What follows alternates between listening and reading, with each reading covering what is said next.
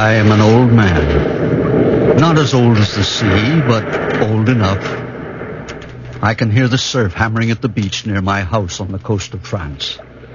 Can you hear it? No, of course not. You are far away. That's an old man's joke. But it's there. The sound is there. It's the sound of a people who are waiting for you. The Nazis cannot hear anything in the silence of the sea, nor do they understand what this silence means. And they do not understand what the surf says to us as it comes into the beach over and over again. No, they do not understand that it says to us, be patient, be silent, be of good heart. We in America are coming to help you. America is coming to help you. America is coming to help you.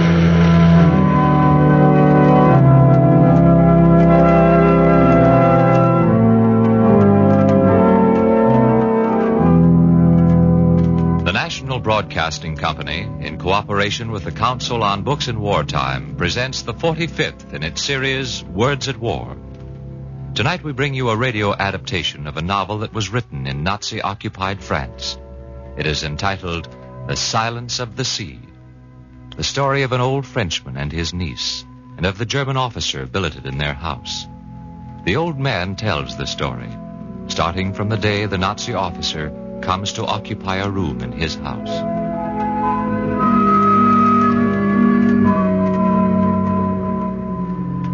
I remember it was night, but not very cold. All that November it was never very cold. My niece had just brought me my coffee. Coffee helps me to sleep, as she did every evening. I was sitting in the back of the room in comparative darkness facing the door. My niece looked at me and put down her cup. I kept mine in my hands. My niece went to the door. The Nazi officer, tall, massive, stood in the doorway. If you please. He seemed to be gauging the depth of the silence that awaited him. Then he came in. My name is Werner von Ebrenack. I'm extremely sorry. My niece was leaning against the wall, looking straight in front of her. I didn't get up. The silence deepened like a live thing between us. It had to be done, of course. I would have avoided it if I could. I will do my best not to disturb you. The silence was unbroken. It grew closer and closer like the morning mist. It was thick and motionless. The immobility of my niece, and for that matter my own, made it even heavier. Turned it to lead.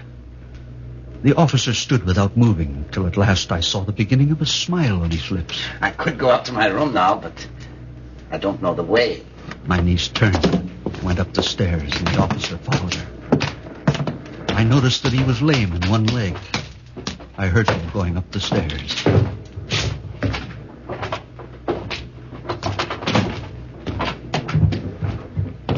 Then my niece came back.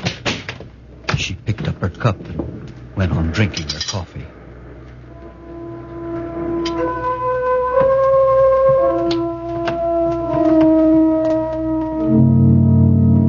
The next evening, he came back at the same time as before.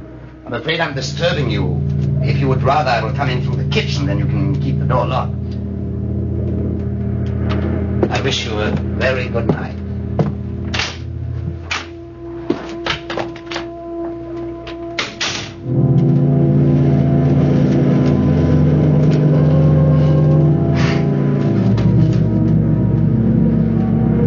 The surf pounded into the beach again and again, eternally, relentlessly, silently. Like the sea, we would not compromise. We would not give in. So when the officer asked us to lock our door, well, we never did. By a silent agreement, my niece and I had decided to make no changes in our life. Not even in the smallest detail, as if the officer didn't exist. As if he had been a ghost.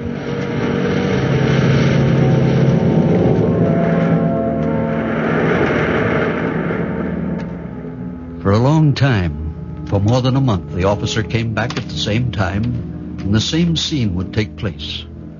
He would talk. We would sit there in our living room, as if he were not there. Then he would bow and say, I wish you a very good night.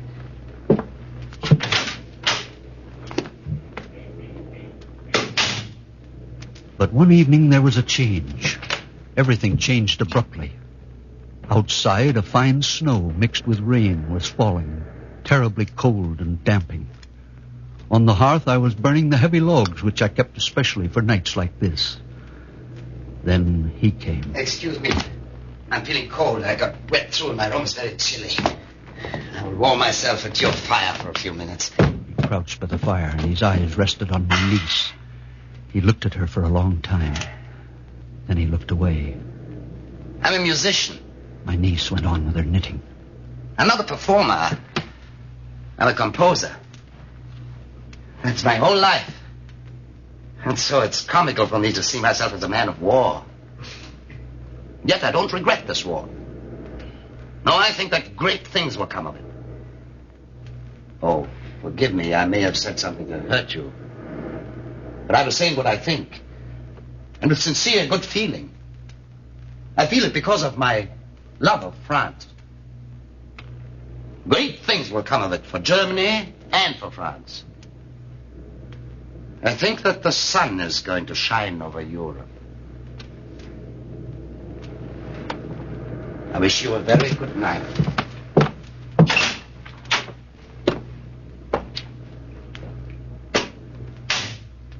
From that day, his visits took on a new shape. Very rarely indeed did we see him in uniform. He used to change first and then knock on our door. Then he would come in without waiting for the answer which he knew we would not give. He would warm himself by the fire, and then he would talk of all the things that obsessed his mind. Then he would be silent, bow to us, wish us a good night. One day he said, What is the difference between the fire and my home, this one here, and the books on the shelves there? Why am I so fond of this room? It's not particularly beautiful. Excuse me, I mean to say it's not particularly beautiful. Oh, excuse me, I mean to say it's not a museum piece. Take your furniture. It does not make one say, what lovely things. No. And yet this room has a soul. All this house has a soul. Yes, Werner von Eberenach, this house has a soul. It is full of ghosts, too. Can you not hear them in our silence? Listen. Why do you look at the books in their shelves, Monsieur Eberenach? Are you thinking that they were written by men like me? Men who are now dead at your hands? Men who loved the books you caress now? Yes, look at those books and name their names. Balzac, Beaumarchais, Corneille, Descartes, Flaubert, Hugo. What a roll call. And there will be other names, other books. You can't kill us all. No, von Eberenach. You can't kill us all, and you can't destroy our work or our names or our memory or our books. Did you think you destroyed us when you burned the books that day in May in 1933 in Germany? Einstein, Thomas Mann, eine, throw the books into the fire. See fire, see fire, see fire. The fire, into the fire, see fire, see fire, see fire. No! You cannot destroy our work, nor the work of any man who has written in good faith. Think of that, von Eberenach, as you caress the books. Ghosts. Don't you hear them, von Eberenach? No. You only hear the sound of your own voice in our silence. When it comes to music, then it's our turn. Ha! Bach, Handel, Beethoven, Wagner, Mozart. Which name comes first? Which name comes first? There are ghosts in this house, von Eberenach. Don't you hear them? Which name comes first? Can you forget Bizet, Offenbach, Meyerbeer, who studied and worked in France? Can you forget Maurice Ravel, and Milo and Saint-Saëns, Debussy, Mahler and Mendelssohn?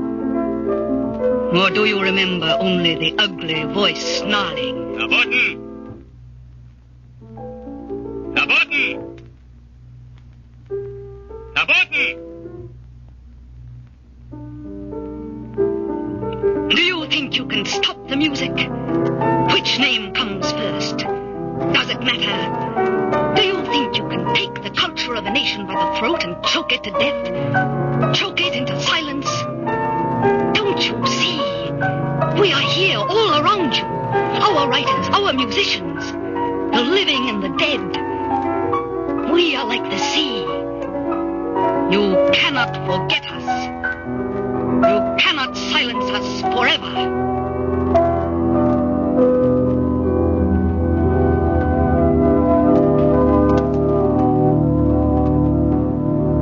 Ghosts. They're all around you, von Abernach.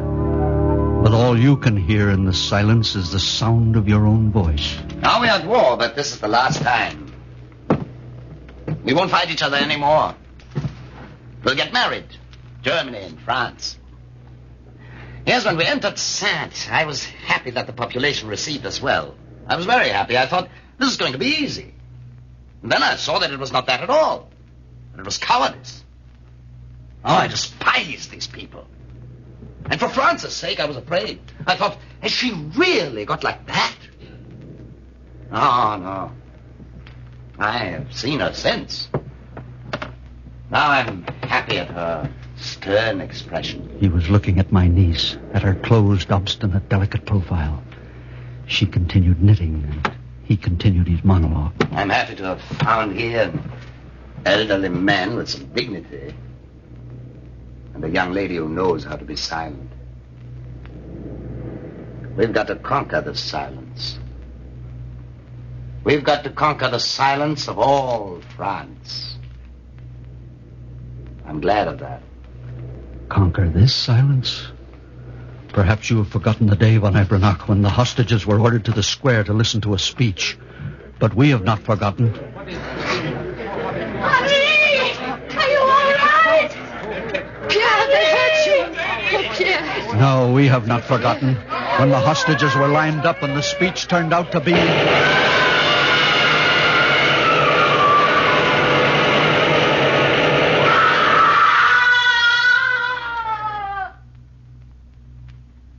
Conquer such a silence? The next day, and many days like them, at the funeral.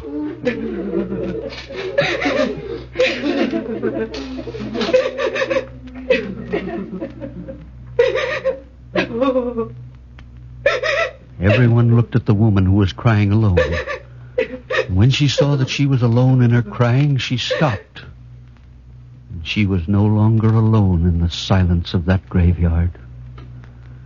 Conquer such a silence? I looked deep into the eyes of von Abernach, into the eyes of this refined, cultured gentleman who was now smiling at my niece, and said, We've got to conquer the silence of all France.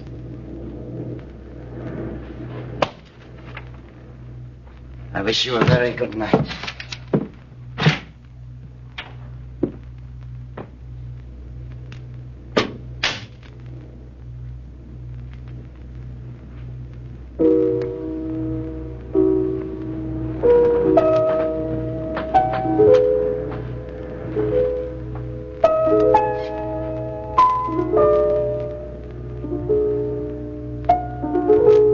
One evening, Feiner von Abernach played the piano.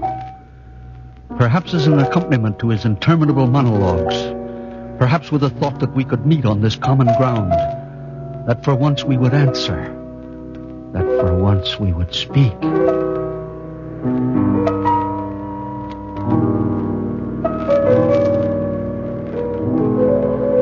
There's nothing greater than that music. Yes, it's inhuman music. Bach. He could only be a German. Our country has the character. That inhuman character. I mean by inhuman, that which is on a different scale to man. I thought to myself, Inhuman, yes. And I knew what I meant by inhuman. That kind of music. I love it. I admire it. It overwhelms me. It's like the presence of God in me, but it's not my own. For my part, I would like to compose music which is on the scale of man. That also is a road by which one can reach the truth. That's my road. I don't want to follow any other. Besides, I couldn't. That I know now. I know it to the full. Since when? Since I have lived here.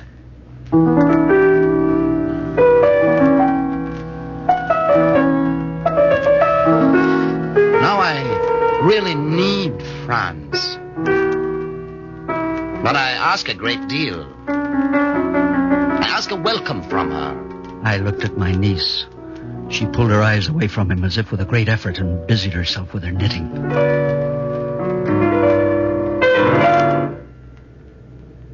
We will overcome all obstacles. Sincerity is bound to overcome all obstacles. I wish you a very good night.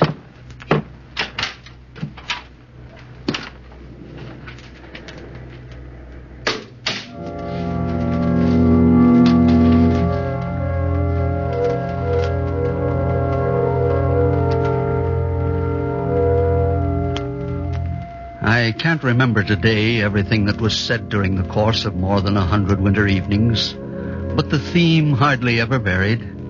It was the long rhapsody of his discovery of France, how he had loved her from afar before he came to know her, and how his love had grown every day since he had had the luck to live here. He would often talk about the politicians of the Nazi Party. He would say that they were gross, cruel, sadistic, hard. Then he would say... But they are in France now. France will cure them. I'm going to tell you the truth. They know it. They know that France will teach them how to be really great and pure in heart. But for that, we must have love. He held the door open for a moment, and looking over his shoulder, he gazed at my niece's neck as she leaned over her work. At the pale, fragile nape of her neck where the hair went up in coils of dark mahogany. And then he added in a tone of quiet determination. Yes. For that we must have love. A love which is returned. Then he turned his head and the door closed on him as he rapidly uttered his evening formula. I wish you a very good night.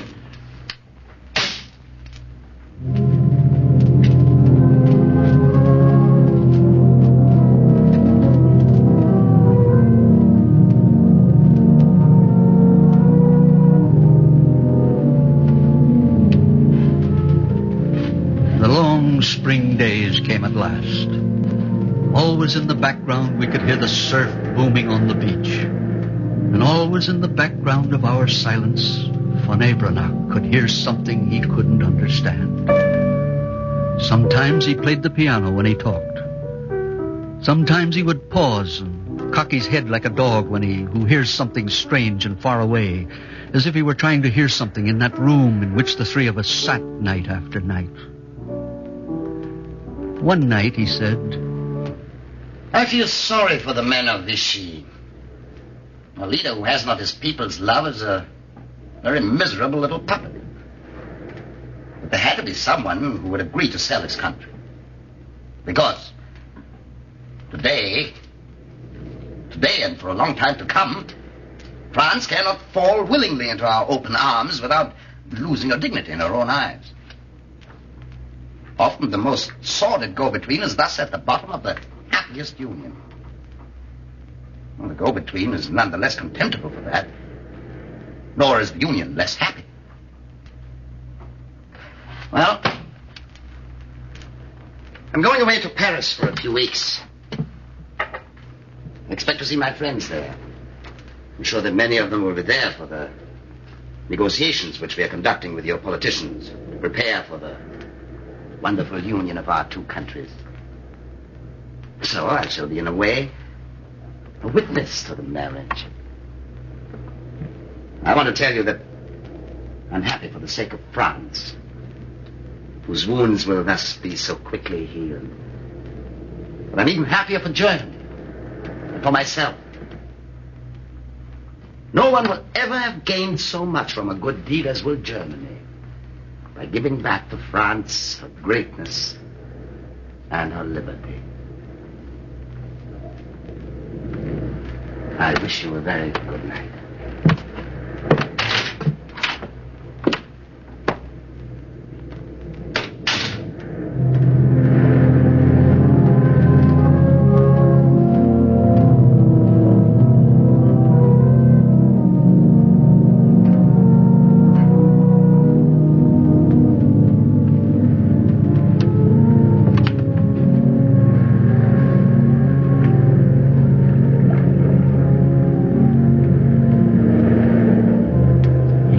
A few weeks later, and we saw immediately that something had happened to him. His eyes were wide open, like a sleepwalker's. They rested on my niece and never left her. I have something very serious to say to you. Everything I've said in these 6 months, everything that the walls of this room have heard, you must forget it all. I've seen those men, the victors. I've spoken to them. They laughed at me. They said to me, Oh, von Ebenrath. Politics aren't a poet's dream. What do you think we went to war for? For the sake of their old marshal? We are neither madmen nor simpletons. We have the chance to destroy France, and destroy how we will. Not only her material power, her soul as well. Particularly her soul. The soul is the greatest danger. That is our job at the moment. Make no mistake about it, my dear fellow. We'll turn it rotten with our smiles and our consideration. We'll destroy France forever. there's no hope. No hope, no hope, no hope. They were rather angry with me. They said... There you are, you see? You see how infatuated you are with her, with this France. There's the real danger. But we'll rid Europe of this pest. We'll purge it of this poison. They've explained everything to me. Oh, they've not left me in the dark about anything. They are flattering your writers. And at the same time, in Belgium, in Holland, in all the countries occupied by our troops, they've already put the bars up. No French book can go through anymore except technical publications. Manuals on refraction, or formulas for cementation. Works of general culture. Not one. None whatever. Nothing, nobody. Not Proust, not Bergson, not all the others. Yes. They will put out the light altogether. Never again will Europe be lit up by that flame. Never.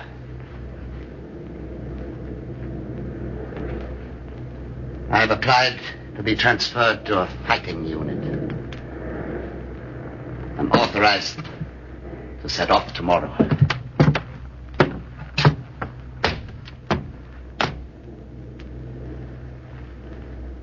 I wish you a very good night.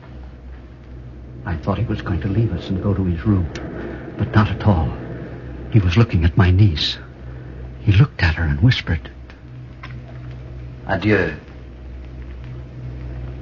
Goodbye.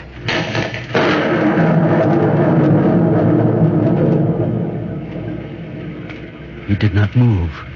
He remained quite motionless. And in his strained and motionless face, his eyes were the most strained and motionless things of all. For they were bound to other eyes. Too wide open, too pale. The eyes of my niece. That look between them lasted and lasted. How long? Lasted right up to the moment when at length the girl moved her lips. Boehner's eyes glittered. I heard... Adieu. Bye.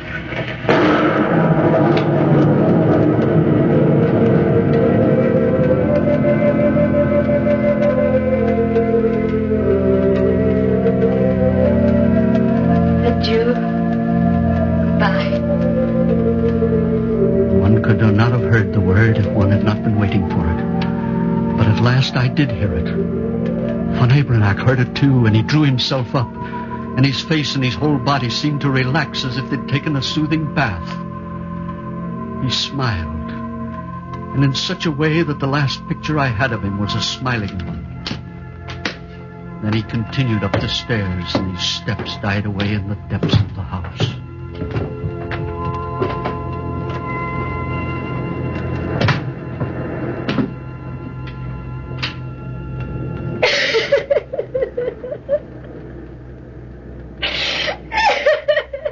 Why do you cry?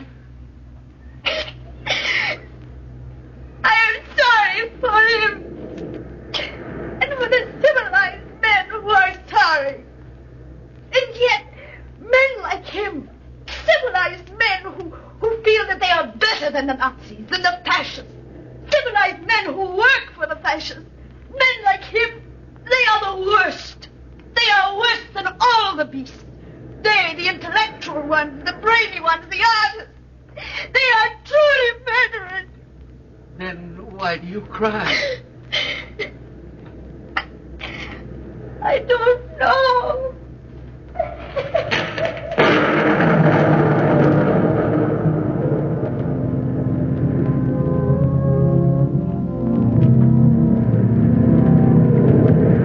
The surf booms in. It is no longer silent. Listen carefully, and you will see that it is like the sound of the whispering of people. And that whisper will grow larger, louder. Listen carefully. Do you hear? The surf is a crowd, the voice of the people speaking. It is a wind, a storm, a tempest, a hurricane that will sweep across France when the Americans come. For we are waiting. We are waiting. And when you come, we will be silent no more.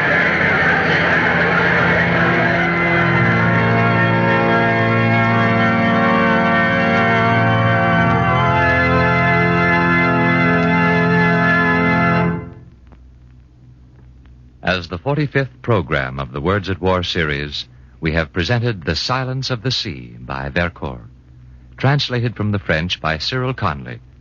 The radio adaptation was made by Lawrence Mencken. Rod Hendrickson played the old man, Peter Capell was Werner von Ebernach, and Charlotte Holland played the niece.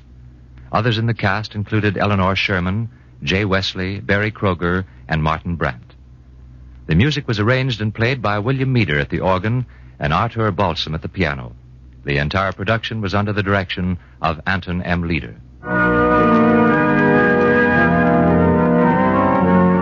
Next week, we will present Robert Sherrod's Tarawa. Words at War is brought to you in cooperation with the Council on Books at Wartime, the National Broadcasting Company, and the independent stations affiliated with the NBC network.